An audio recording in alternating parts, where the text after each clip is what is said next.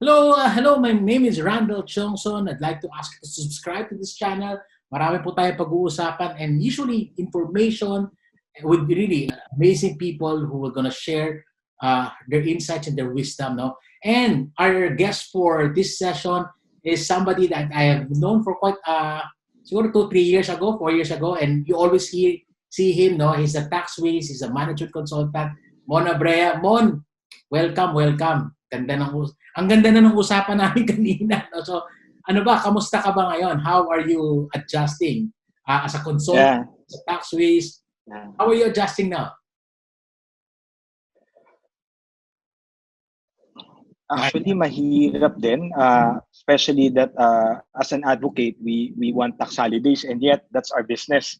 So pag wala nagbayad ng tax run din, wala kami trabaho. So, and yet, because of the foreseen recession or people having a lot of problem with cash, wala naman din kaming choice kundi talagang i-push din yung mga tax breaks, tax holidays. So, we're really asking ourselves, why are we really in this industry? Because we cannot just make money now. We have to think of all these businesses first. Kasi if they don't make money, we cannot have any taxes to pay.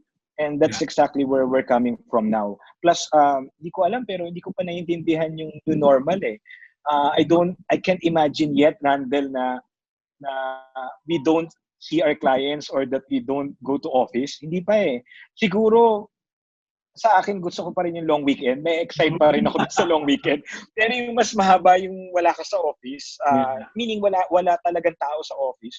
Plus, undeniably, Randall, we made a lot of investments sa office. Alam mo yun, parang what happens now to our huge investment in the infrastructure, the equipment, the office, the rental? How do we recover that if we are all at home or somewhere else, diba?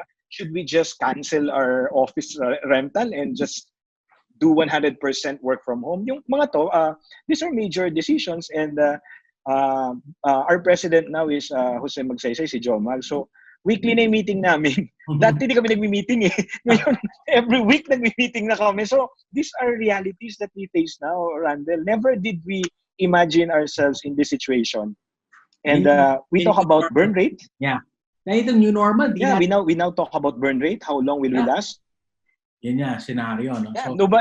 Yeah, nobody's really prepared. That's why, as well as a tax advocate, we appeal to the government na we really consider some tax relief. Otherwise, ang hirap eh. It's not that we don't want to pay. We all want to help. I think it's obvious all of us are doing our part in helping everyone. But businesses will have to start from zero eh. Ako as in for our company, mahirap eh. We have more than 20 employees and we have to keep them afloat. We cannot naman say na bahala na muna kayo sa sarili nyo, kanya-kanya muna. It doesn't work that way. You have to take care of everyone whether you make money or not. Yeah, Mon, may question ako sa iyo, no? Nabanggit mo na talagang I know you're taking a lot of sacrifices kasi pag no tax, no business para sa inyo as a tax consultant. So pero kailangan ba talaga why is there a great need for tax breaks and tax holidays at this point in time? I mean, alam natin the government needs number money, one, and yet we know that that's going to be a problem. Sige, go. It's a give and take. It's a give and take relationship, Randall. Eh. If you don't give us a break, we cannot give anything. Kumbaga, you need to allow businesses, especially the small ones, to take a break, recover, and jumpstart again. Otherwise, you will totally deplete their cash. Eh. Like for instance, Randall, if you look at the BIR deadlines, pagpasok ng after ECQ, there will be at least 10 deadlines left and one after the other. I don't know if people have realized that. And as you have said, yan ang industry ko eh. Kumbaga, ikaw, you're talking about investment stocks. Sa utak ko, kalendaryo ko, BIR. All these deadlines, puno na yung kalendaryo ko ng June. So, imagine mo yun, more than 30 deadlines were postponed. How do you deal with that? Hindi naman siya deadline na mag-high ka lang sa BIR. This will all require cash. And if we don't get tax holiday, if we don't get this considerations from BIR, kahit nagpautangin tayo, ibabayad mo lang din sa gobyerno. It doesn't still fuel or help your business.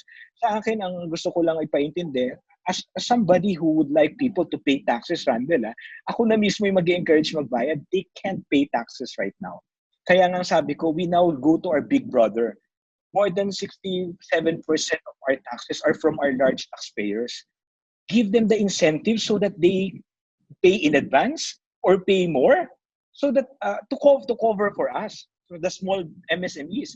Kasi imagine mo the statistics, Randall, 99% MSMEs. Pero ang share niya sa tax collection is much, much less. Kasi 67% large taxpayer. Okay. Ilan lang sila? 2,000 plus. So if you will incentivize them by lowering their rate, granting them amnesty, and with all the donations that they have extended, Randall, ano pa ba naman ang i-expect mo? In short, there are more reasons now to help, to pay taxes. We just have to feel motivated and that we feel that we are all in this together, na hindi tayo parang piniga o hinold up dahil bayaran na naman ang buwis. Sige. Mon, ikaw ang tax expert, no? I'm a business economist guy. But really, tax is a function of earnings pa din naman, di ba? Pero moving forward, even these large corporations, lahat kami, we already given na everybody will have a decline in earnings. So by function of percentage, bababa talaga tax yan kahit na incentivize mo. Parang, and at the same Correct. time, so Yes. paano na yan? Paano na tayo, kasi tax ang revenue ng gobyerno, paano na tayo mabubuhay niyan? Tapos ang dami pa nating expenses. Yun yung mga challenges natin ngayon. Ano? And that's where our advocacy comes in, Randall, because at this point we have still a very narrow taxpayer base. Imagine mo kung yung mga uncollected, mga informal economy, undeclared income, ma-trigger nating ma-declare or unti-unting lumabas because taxes will go down, because there will be holidays, because there will be amnesty. This is my mindset. I was even I have an exchange email with Carl Chua, our acting the chief. He was asking me, what's really your proposal, Mon? I told him, Randall, two things There is a proposal for the small, there is a proposal for the large. For the large, tulad ng sinabi mo, bababa din ang sales niyan The more, it's perfect. And that's the perfect timing to lower taxes kasi tandaan natin, tax is the first one that we will cut from our budget. Aminin na natin yan. Pagka konti ang budget, tax ang una nating hahanapan ng paraan para bumaba. And that's the more reason that we need to encourage our large taxpayers na, tulungan tayo this time, baba ko na yung tax, kung pwede nating i-maintain at this level yung compliance. Wala nang audit, tapos yung utang mo dati, wala nang mga interest, may amnesty na rin. I honestly think it's a restart Talagang restart na simpler, lower, wala na yung mga penalty, kasuhan na yan, because we are all having a hard time. Now, for the small ones, Randall, it's a different picture. We're talking about survival. Mm-hmm. If you tax them even 1%, it may mean their last pay or last payroll fund. Wala sila ibabayad din So, exactly. Wala but the reality... ano pa ibabayad niyan? Di ba? Yun na nga, pero pag tinignan mo yung tax code natin, it's not as simple as that because may withholding tax, may expanded withholding, may VAT, So, if you don't give them a break or a tax holiday, either mandadaya yan o mababaon sa utang yan. So, sa small is survival Sa large is more of incentivizing them. Okay. Kailangan sila yung ligawan ng gobyerno natin at this point in time. And believe me, Randall, if we will be able to just convince the 4,000 plus large companies to just keep their like for instance, di ba, meron na mga conglomerates na nag-alat na ng advance tax payment. If this 4,000 will also do the same, not necessarily pataasin, then the fundings or cash flow of the government will already be addressed. So you're saying at this point in time, we just need money to come in any form. Yes. And like I guess at the end of the day, in any corporation, they have to be liable to their shareholders. No? So if it's gonna be incentivized, kasi that will in a way improve their numbers pa din. Diba? To get that, that's gonna be good. Pero are we prepared as a government? Are we how ang ganda ng panukala, ang ganda ng idea, but how realistic is that? Knowing that, on the other hand, the government needs money with all these things, and they understand we're getting into recession and everything. So the more, the taxes becomes a valuable component. So, paano to magtatago for at this point in time? Ikaw ba, you've been dealing with them? is that even something na pwedeng mangyari at this point in time? Well, number one, Randall, the proposals are not something new. The lowering of corporate income tax has been there for the longest time. You know that. We've been talking about it. Same with the amnesty. The general tax amnesty was part of the first version, but it was vetoed by the president kasi wala yung lifting of the bank secrecy law and all these technicalities. In short, what we're saying here is all the governments around the world are offering economic tax relief. So this is not a brilliant idea from me. Everyone is doing it. What I'm saying is, meron tayong nakapending, we might consider passing it now or implementing it now. At meron tayong mga maliliit na negosyante which may be forgiven or may be given a break for a while. Ako nga, honestly, I know si Commissioner, BIR Commissioner Dula yung unang magre-react sa sasabihin ko. It won't hurt our collection considering that the percentage of contribution is very clear. The large taxpayers are the one contributing the most. So incentivizing them, agreeing with a certain level of compliance regardless of sales Randall. Anyway, not everyone is complying at this point. Anyway, not everyone is declaring everything. Anyway, not everyone is registered. Sabi ko nga, Randall, when Carl Chua was appointed NEDA chief, sabi ko, baka naman talagang dapat ang national ID system natin gamitin ng TIN, ang tax identification. It's kasi takot na takot ang tao sa TIN. It's not just about for tax payment. It's for transparency na if I buy a property, it's based on my capacity na walang abuse, walang illegal, walang nakaw, walang ilgatin. Of course, the corrupt ones will be affected or will be in danger. But who cares? Ang point natin dito is transparency para well accounted din yung mga social amelioration na yan, yung mga pantawid PPPs na yan. Kasi right now, 200 billion Randall ang ilalabas. Wala pa nga 100 billion yung napapamigay, pero 205 yung naka-earmark. How sure are we that it will really go to those who should receive it? When the database is changing every now and then, Randall. And this is not a political statement. Yeah, I have no political position and whatsoever. What I'm talking about is sabi mo nga, pera eh. Sooner or later, our government will run out of cash if we don't do something about this. But at the same time, we cannot deny or turn our backs from our small businesses and from our poor Filipino families. So how do we reconcile that? Kailangan natin ng pera pero gusto natin wag muna magbayad ng tax. Diba? Yeah. Pero yung reality nga nun is may kakayang magbayad. Pero nabibigatan din sila. At maraming hindi pa nagbabayad. Paano natin sila ngayon masasama sa formal economy? Sa akin nga bakit di natin lahat bigyan ng pre-assigned TIN lahat? Lahat ng tumanggap ng tulong. Hindi sila nakarehistro, hindi sila nagko-comply, forgive and forget ng mga penalties. Put them now in the database.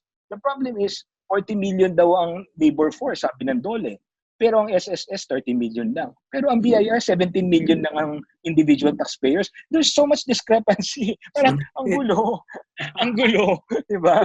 So, tama yung panukala mo, no? If there's something we can do, maybe we can start to do it now. Now, that's more reason for us to be able to do that, no? Except, yun nga lang, we might miss the window if we don't do it right, no? So exactly. And ako, Randall, I said nga, I actually communicated to everyone who may not even like me in the government, BOF, NEDA, Congress, Senate, lahat sila in-email ko, lahat sila minessage ko na, and I sent them the open letter with the detailed proposal. Sa akin, Randall, sabi ko isa lang hindi din naman ako ekonomista tulad niyo But let's use the data. Let us not ignore the data. Let us use the data. 106 million population. Ilan po ang nasa database natin kung nasaan sila? Like for instance, sa OFW. It's kind of misnomer. There are only 55,000 registered OFWs in the BIR. Ano nangyari sa ibang million? Ikaw, alam mo yan. You travel around the world meeting these OFWs. Ano nangyari sa team nila? Bakit sila wala sa database ni BIR? And I'm not asking them to pay, Randall. That's the misconception Pag sinabi mong TIN or BIR, magbayad ka. No. We're talking about accountability. OFW ka, exempted ka Pero ba't wala ka sa database ni BIR? How come you were able to leave the country when your registration is not updated? Or when you don't have a TIN? How come? Or it's not updated. Diba? Or how come na maraming micro-businesses na tinulungan ng mga foundations, ng mga eskwelahan, pero hindi registered sa BIR? Kumbaga, for the longest time, we treated BIR as the enemy. But now, the small business wage subsidy is using BIR. So, as the main wala agency. ka makukuha. Exactly. But diba, I mean, I think this is also a realization for all of us, Randall, na this is where our taxes will go. If only we'll be more accountable, if only more of us will be more responsible to give our share, our fair share. Not so much, just a fair share. Tama ka, the big companies will also experience recession or decline in sales. But we're not asking too much. We're just asking for the fair share. But don't forget, Randall, there is still more in the informal economy. When do we get them on board? Yeah. When do we ask for their contribution? What is the biggest challenge with them? What is the biggest challenge? Why? Pasensya na. Hindi talaga ano? What is the biggest challenge? Hindi natin sila. Ang hirap din kasi they fall in the seams, they fall in the cracks. Ngayon, di ba, uso-uso pa sa gig economy and everything. How do we actually, possible ba? How can we get them in? How do we put them in? Actually, Randall, the question is easier. The answer is more difficult. What's in it for them? Oh, man. Why will I register? Why will I be part of your database? What do I get? If you will just run after me, if you will just exploit me, if you will just tax me, diba? What's in it for them? You know, this is funny because I think 7 years ago when we founded the CSR Philippines, yung foundation namin with Dr. Stanislaw, that was his question, and all of us in the board were like, oh, why are we even advocating for this if we don't know the answer? What's in it for them to register, to go to DTI, to go to BIR, when they have survived on their own, when they have struggled, made money without the help of the government? So, Mon, ano sagot dyan? Hindi ko alam eh. Kaya, I think it's also important that we reflect and help each other answer that because for sure may mga kakilala ka, Randall, na hindi pa registered. Ako, ang dami kong kaibigan, not necessarily poor, not necessarily online. But it's hard to actually convince them kasi tulad ko, when I was a teacher, every payday, nagpapa-exam ako sa sama ng loob ko. Pagkakita ko ng payslip ko, laki ng deduction. And I always ask myself, why? Why are they getting this cut from my payslip, from my pay?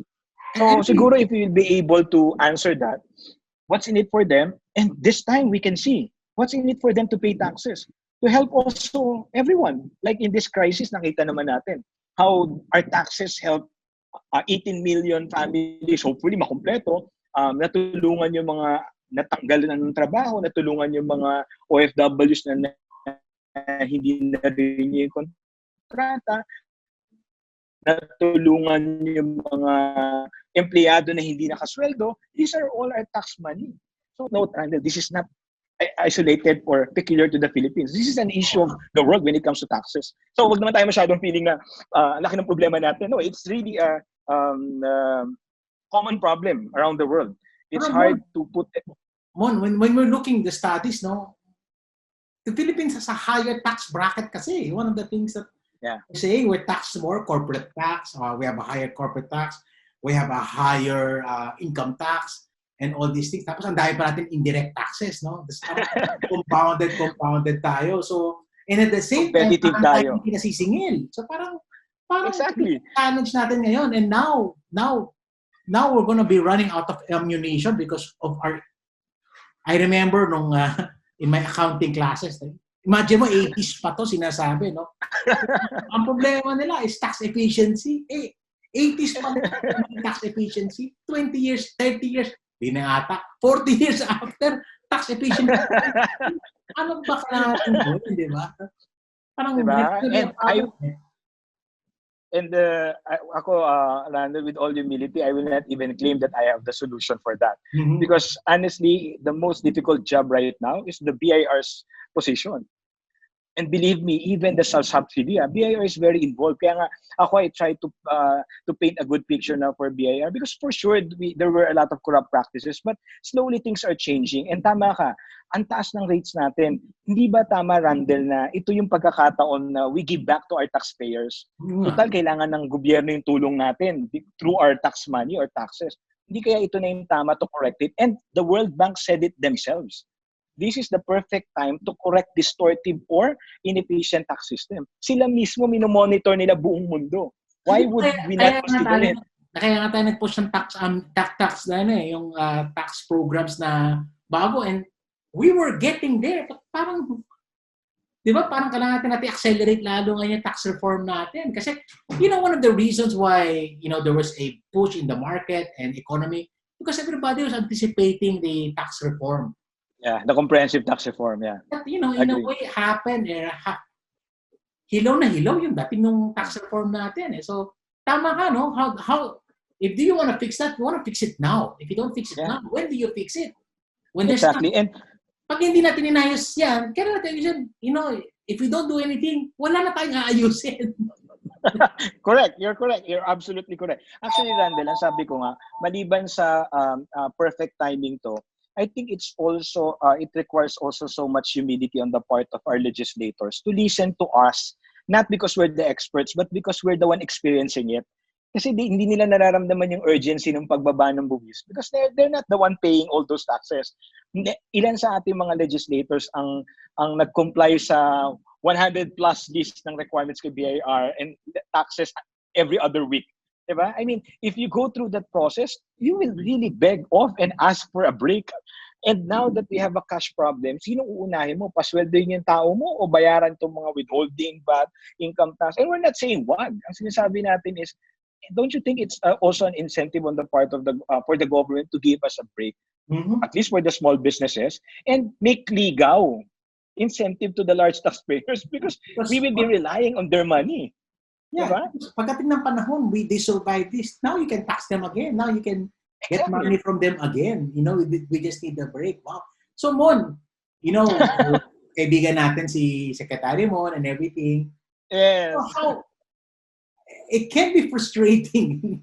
Frustrating trying to rally this kasi I know you've been really very, very vocal against about the tax reform and everything.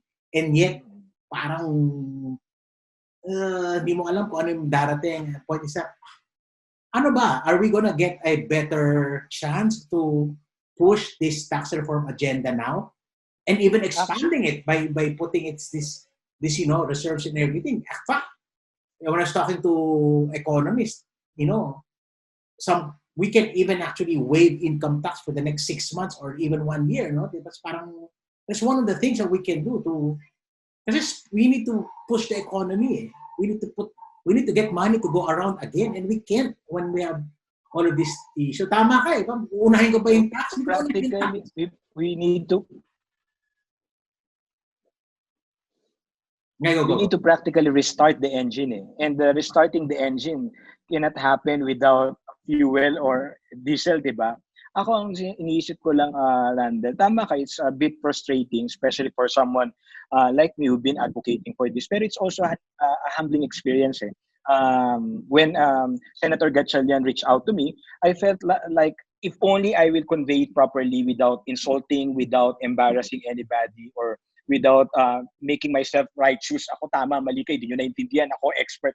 If we just let go of that and really communicate sincerely that we want to help and that these are possible options and it's up to you to really look into it, okay naman eh. I got a response from Department of Finance, from Department of Trade and Industry. I got a response from Senate and Congress, and hopefully, they start working on this. Kasi ang sa akin lang naman, leading them to the data, Randall. Hindi ako ekonomista eh. You're right. There are a lot of factors here, and I may be seeing a very narrow or limited perspective. You may be right, and they may be right, but this is worth looking at. Yeah, tama. These are data eh. These are not my opinion, Randall eh. For instance, before BIR extended the deadlines, and this was the first lockdown, season 1 pa to I was still sick. I was communicating with the Commissioner Dulay, BIR Commissioner, because they haven't decided in postponing. In fact, merong press release na no extension. So nayanig lahat, no extension. Naalala mo yan? That was the first 2 weeks yata eh. Anyway, we were messaging through Viber, and I sincerely felt his not dilemma but his wisdom that he's weighing things, that he doesn't want to just recklessly extend just because people are clamoring. He has to weigh the targets, the needs of the government, etc. Then I gave him a link. The link is about Taiwan giving a 1-year suspension, meaning 1 year wala mo na magbabayad na income tax. So in short, other countries are able to do it. Then more than that, Randall, they gave a 3-year installment. So pagka nag-decide ka, Randall, magbayad in Taiwan, you may opt to pay in 3 years. 3-year installment. for your taxes this year. Ganun nila binigyan ng palugit yung mga businesses. So, sinend ko yung link kay Commissioner. Then, the next thing I know, he is already engaging in conversation. What do you think? Or what are the options? But before, hindi ganun eh. Why? Because I'm a bit aggressive. You're wrong. This is the right thing to do. Or magpo-post ako sa social media. BIR, not good. This is right. Kaya humbling experience. Hindi nakakatulong yung ganun. Siguro, we need our... Yeah, we need collaboration and cooperation. Yes, exactly.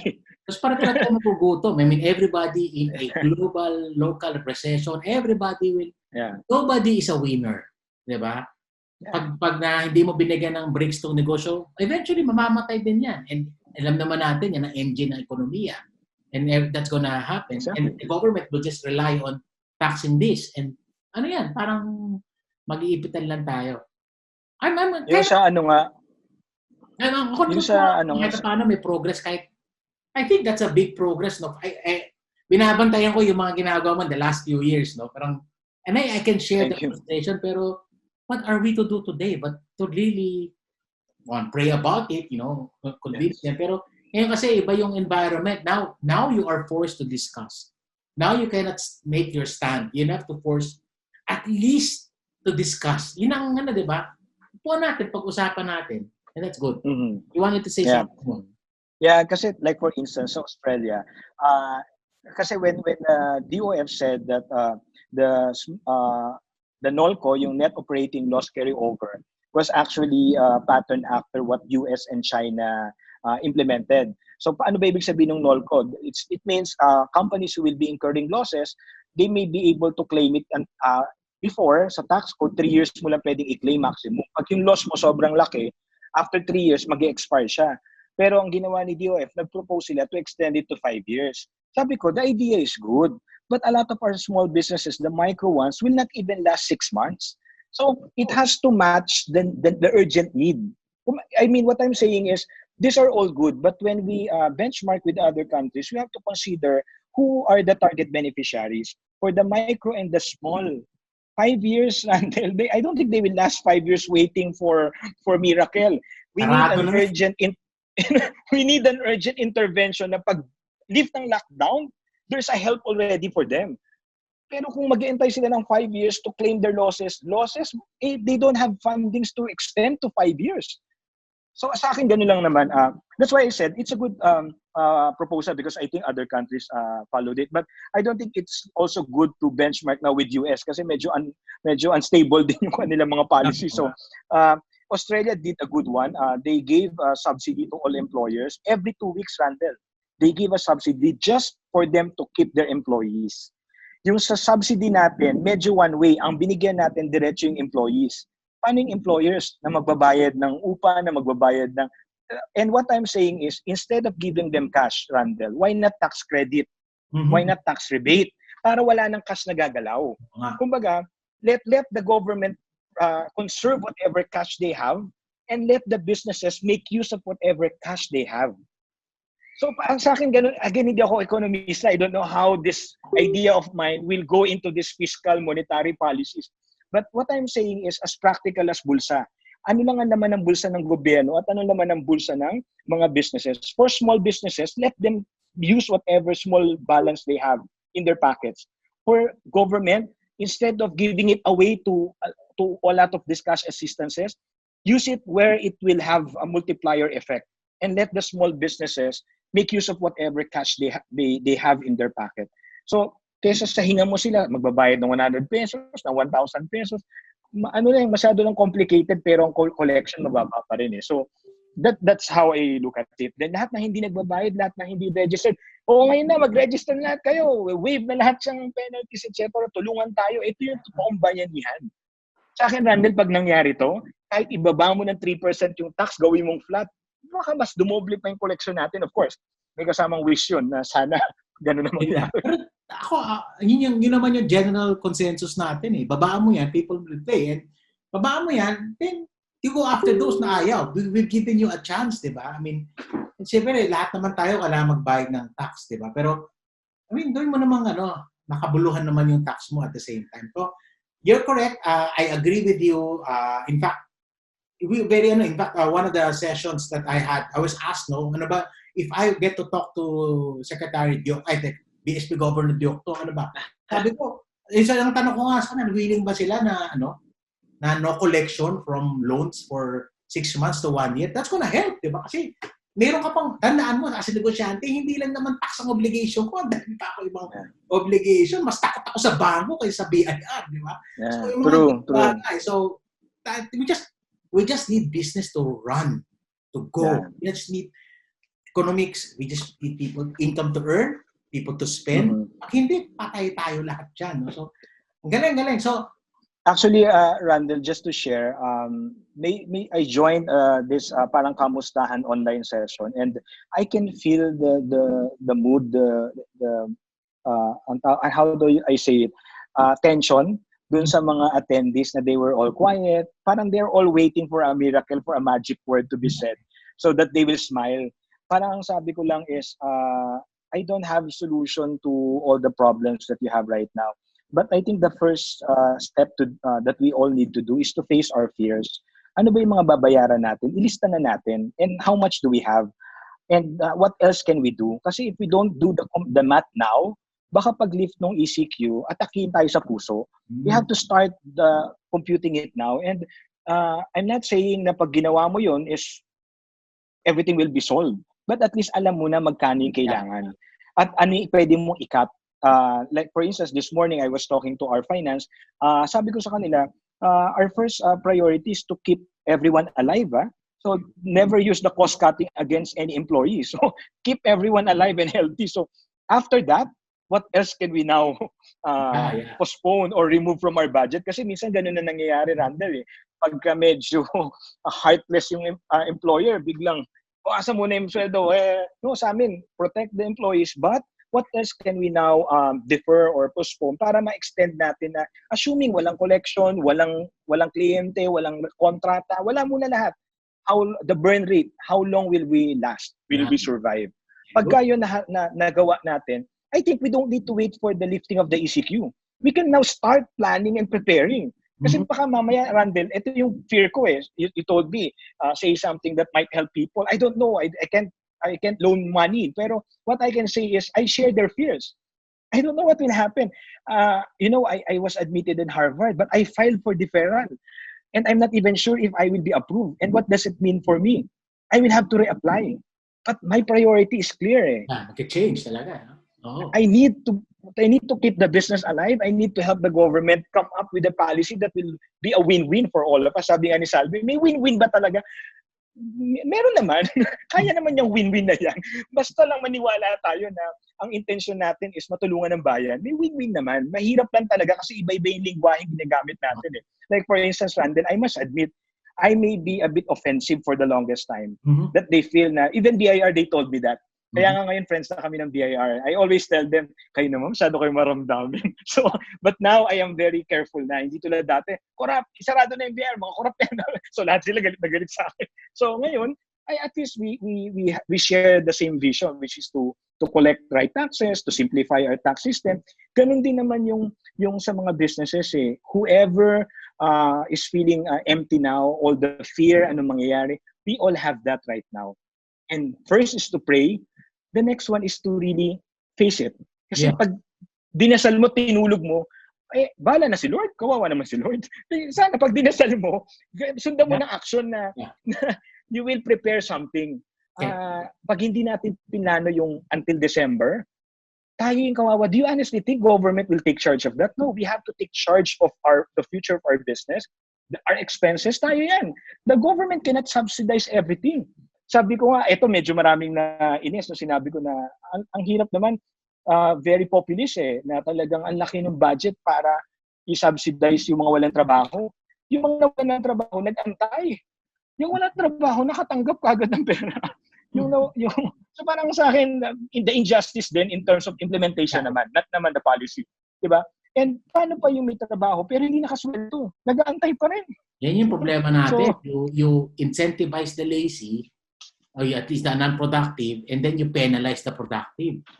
So, yun yung problema. Diba? Kamusta naman yan? May progress ba tayo nakikita? Ang ganda ng panukala, ang ganda. These are really, we've been pushing for tax reform, we just want to simplify. we understand we need to collect. Let's just simplify. Let's do not burden those unnecessary burden already. Pero are they mangyayari pa? So yan naman, skeptic. Talaga ba? Are they now listening? Ano pa next step? Are we, of course, andyan na yung bills natin about tax reform. Babalikan ba natin yan? Is the government now open to review and revisit these things? And is the BIR now parang more open to discuss these things? You know, Randall, there's a blessing in disguise because of this ECQ. Actually, the new normal. We are now discussing how to avoid or alternatives in terms of submitting all these papers, documents to BIR. Before, ayaw nilang i-let go yan. Now, we are forced to discuss it. We are forced to discuss it. Anong gusto mo? Ilo-load ko lahat? Ipo-photocopy ko? Is-scan ko lahat to? No. Diba? So now we are discussing it already. What are the electronic digital version to comply without necessarily photocopying and bringing it, the manual or the hard copies to BIR offices? Kasi against the new normal. You cannot let people queue in BIR and patatak ng mga documents. Diba? Now that's exactly what you're saying. We are forced to expedite things that we have postponed and neglected before. And we're not saying BIR is the culprit. We are all culprit because we don't want to go through the digital transformation. Let's all face it, in one way or another, we were a bit lame and not so into it. Now we're forced. So I think let's wait for the memo. I don't want to preempt it.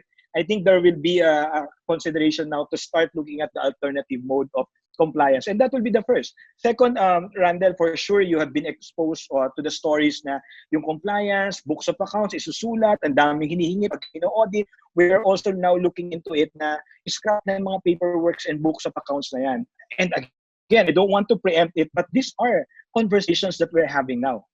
And it's not just because of the competitiveness ranking, and particularly also now because of the new normal. How do we keep collecting without compromising business operations? If people will be working from home, then paper, less transactions will be the best. Otherwise, how can somebody from Rizal transact with BIR?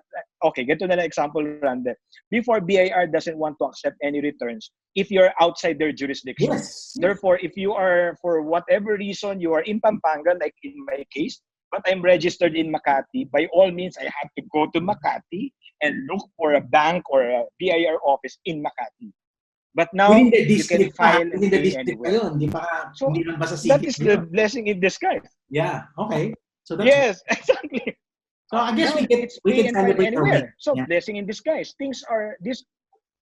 Yeah, these are the developments that are coming around, and we have to be more positive and more aggressive in terms of breaking the norm and challenging the status quo. Okay. Again, if the intention is good, the vision is clear, I think it's possible. And ako nakuha ko na yung strategy.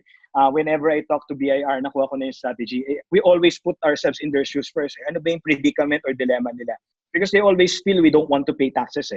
And it's evident with the collection because they never hit the goal, diba? So obviously, nobody wants to pay taxes because we never hit the goal. Malay mo naman, and then this time, mahit natin yung goal.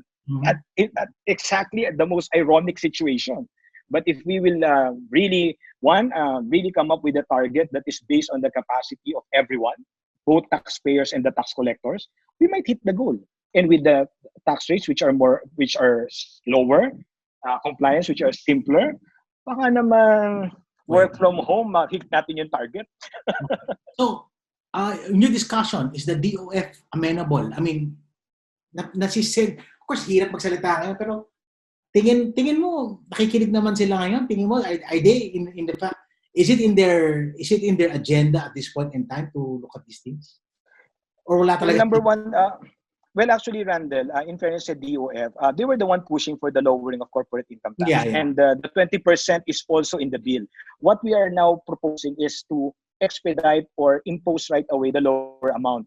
In my proposal, for the large companies, from 30, 25 kagad. The small corporations, 20 na. So again, it's a matter of timing. We all agree on the rates that we will lower it. So we are appealing now to DOF na i-consider talaga lahat ng circumstances and factors na if we want collections, we have to incentivize those who will be paying, considering that we have to tighten our belt. Everyone will have to tighten our belt. Why will I prioritize the government if I have a lot of debts and losses that I'm incurring now? So we have to make it acceptable to them, diba? Anyway, we're giving it. Why not give it now? Sabi mo nga, there's a very small window. If we don't do it now, we may not be able to do it at all. Then amnesty. Amnesty, Randall, my proposal is very detailed and categorized. Ano yung point ko doon? At ang minimum, ma-attract mo yung kahit sino na mag-avail ng amnesty para wala na munang audit. If all people in the BIR will help those who have incurred losses, those who would like to register, deploy mo sila just to help people, not to collect taxes. Let everyone do it voluntarily. Bayanihan spirit.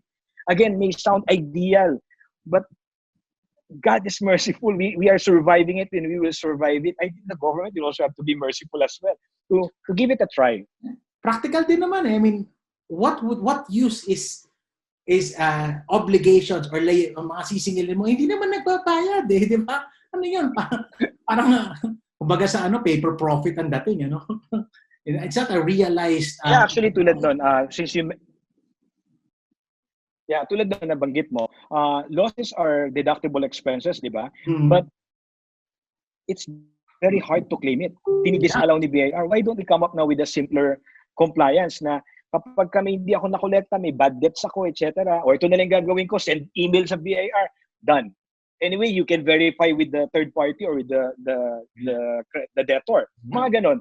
Or yung mga spoiled goods, mga inventory na hindi nabenta, nasira, simplify the process so that more companies will be able to. Kasi ang nangyayari dyan, and this is based on my experience, hindi nila i-declare lahat kasi hindi nila ma-claim lahat ng expenses because of documentation issues. Let go of it. Let people be more honest. Let's try it at least once, given the situation we have right now. Sana ang maging ultimate goal natin is that we, through the help of everyone, will be able to raise funds for the government to do their job. Wag na sana yung habulan or too much skepticism na Mandaraya at Abrea, hindi de-declare lahat yan eh. Ito, yung mga, wala naman dokumento yan. Wag na ganun. Probably at least, sabi ko, reset. Start from zero muna. Baka naman mag-iba. Yeah, reboot. Reboot talaga. Again, perfect timing. We cannot do this. I don't know when will be the next time that this will happen, di ba?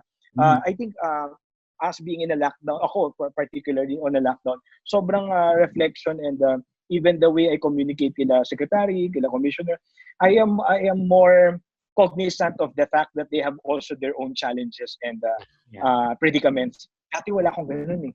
Ang feeling ko, obligation niya, gawin nyo. Ngayon, I am more cognizant of that. Feeling ko nga mas bumait ako sa I think government just they just need to be more proactive at this point in time hanggat pwede mo pa isalba. Kasi at a certain point in time, pag lumampas to, wala ka na isasalba eh. Diba? So, we've seen that. Okay, so, Mon. So, I think there are a lot of opportunities in our situation right now. Okay. So, Mon, very, very helpful discussion. Ako mismo, pagdating sa tax, but, it's important. We need to learn, we need to understand this. And, bro, as your friend, wag mong bitawan yung advocacy, no? Now more than ever, we need that advocacy. Yeah. I'm happy that you're less ano bang tamang term? Agitated, no? At least, I think it's gonna be we need to cooperate, we need to point on that. So, any last words? No, last words. Lalo na dun sa mga tao na desperado na. Ano bang maipapayo mo sa mga people losing hope? Well, there is help.